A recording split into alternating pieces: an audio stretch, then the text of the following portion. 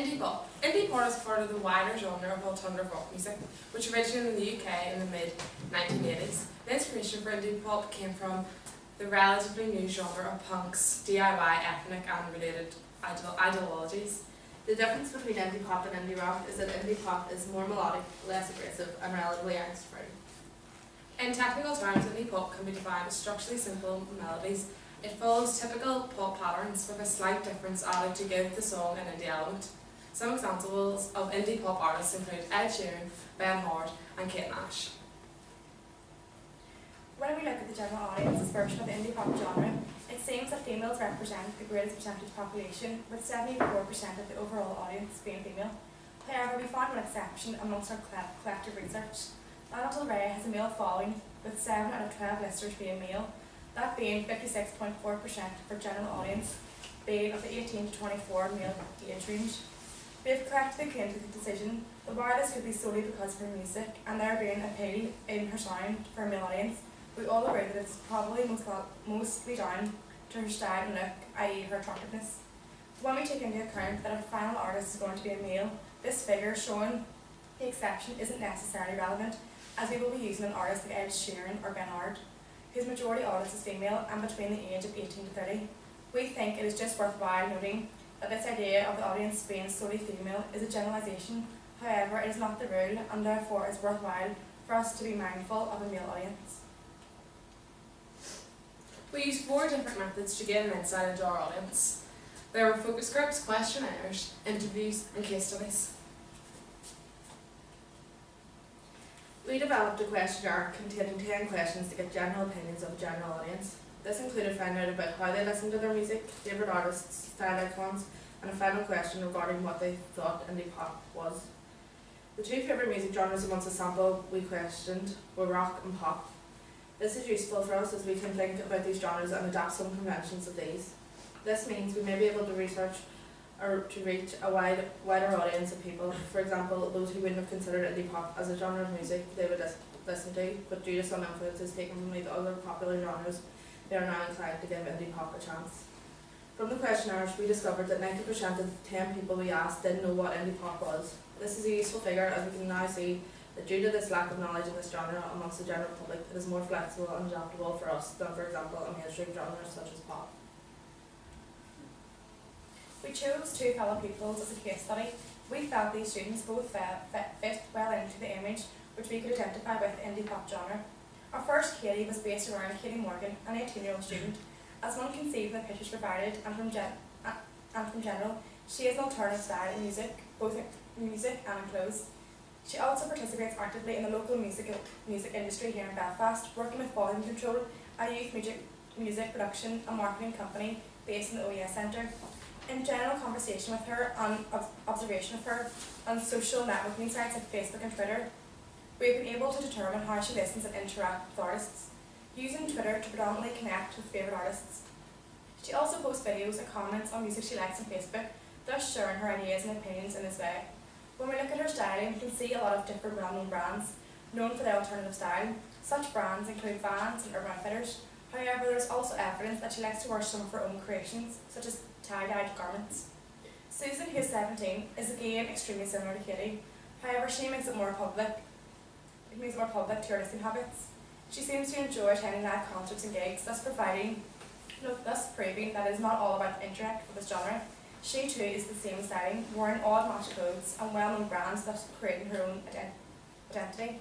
I think there is a difference between both Katie and Susan in that one is influenced more by the other and is developing solely alone. However, in total, I think it is worthwhile that we looked into these 2 girls, as we saw what we would expect of a typical girl within our target audience, and the different ways in which they interact with each other and others. We used a focus group of 7 people displayed here. In this we didn't get any real in-depth opinions. We took note on the facts that they mentioned about their interests and the music, like what they listen to in general sort of terms. We found out many useful points, including some of their general interest, how they listen to their music, how they found out about the music. This was helpful for us because it gave us a basic direction of where our audience were going to listen to the music and how they were going to interact with it. This is helpful for us because we now have an extra area to consult with these people throughout our project, and we can go back and refer to them. We also included an interview with one girl who deemed us to be idolised version of our general audience. We thought it was only necessary to look at one person as we completed the case study previously. We concluded an interview with prepared questions designed to influence and force specific answers. These questions were designed so that Georgia was able to give us open answers and therefore were able to interpret her responses in a variety of ways. Some of the questions we asked included who her favourite pop artist would be and why they are interested in indie pop, how do they access music and what their general opinion of this genre is. The answers gave us were lengthy, however they contained some very useful information which in turn gave us information for our general initial ideas, which you will see later. The open answers of this is also useful should we need to come back to this area. We have their opinions to interpret them in different ways. Each of us took 4 artists each and analysed them in terms of style, sound, videos, websites and albums. The 3 particular artists include Daughter, Lana Del Rey and Tom Odell. We chose to include these 3 because in terms of all these aspects for their individual artists, they are similar. Lana Del Rey is an American singer-songwriter. Her music is noted for its cinematic sound and reference to its aspects of pop culture. Her music sound is described as Hollywood sadcore. Some of her influences include American Beauty, the film, and Frank Sinatra. 58% of her listeners on Last FM are male. This is quite shocking as I would have presumed her audience would have been predominantly female. However, in comparison with other artists, we can see this isn't eroded.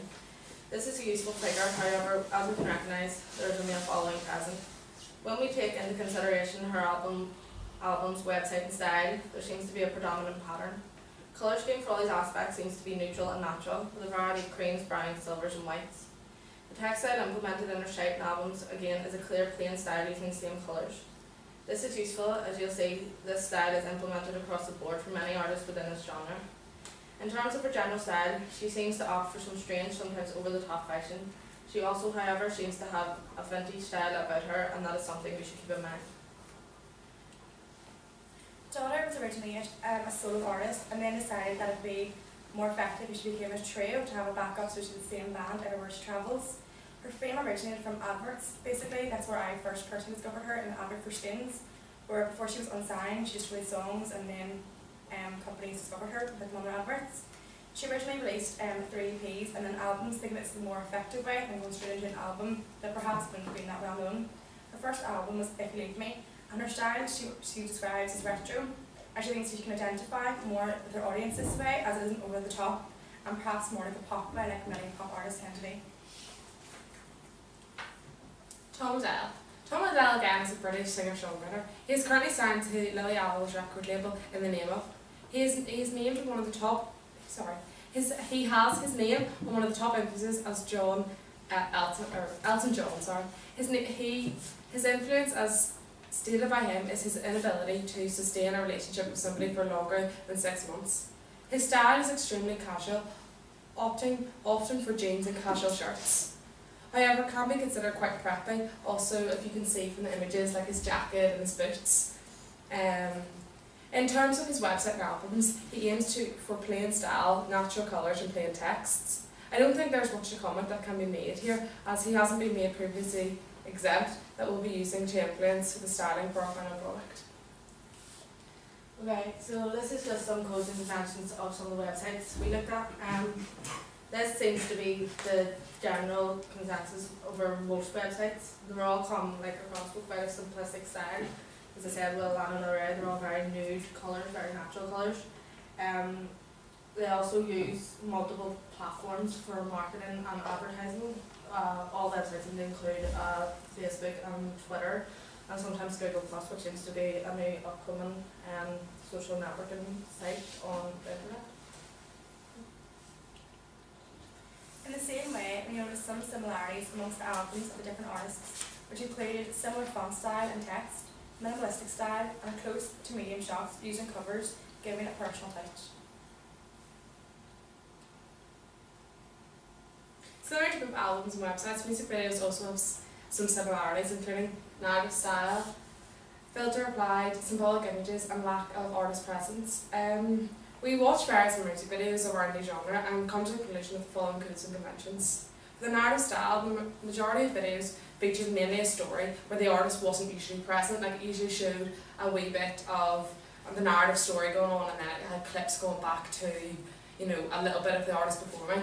And we have this clip here which shows sort of the narrative going on, and then it just shows the band busking on the side of the road. We particularly like this and just wanted to show you it. Another code would be the filters applied. Several videos had filters which had been applied to give us a real theme, which, you know, makes it different from the pop genre, because not very many in the pop genre would have a filter, but we found when looking at indie pop films that they have a filter. Ed Sheeran, Give Me Love video used this very effectively. We just have a quick questionnaire here summarising what we've said in our PowerPoint, and just to give us, if you could give us some feedback on what your opinions would be, because you all feature in our target audience. The idea anyway is like a male solo artist. We want them to be kind of similar to Tom Adele and Ed Sheeran. And then our first question on the survey is potential song choices. If we play both of them, would you choose which one you like better? Yep.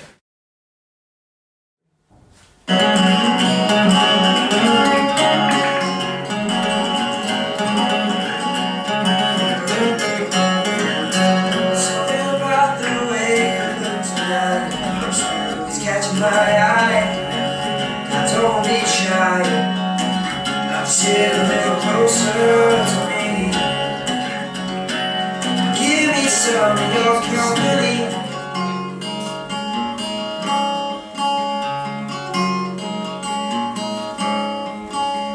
You wake up in the morning,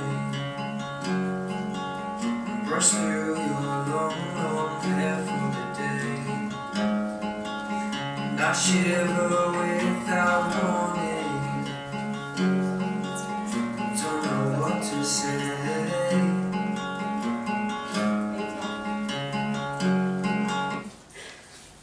That was just a wee sample of like both of the songs. Great. Thank you very much for listening.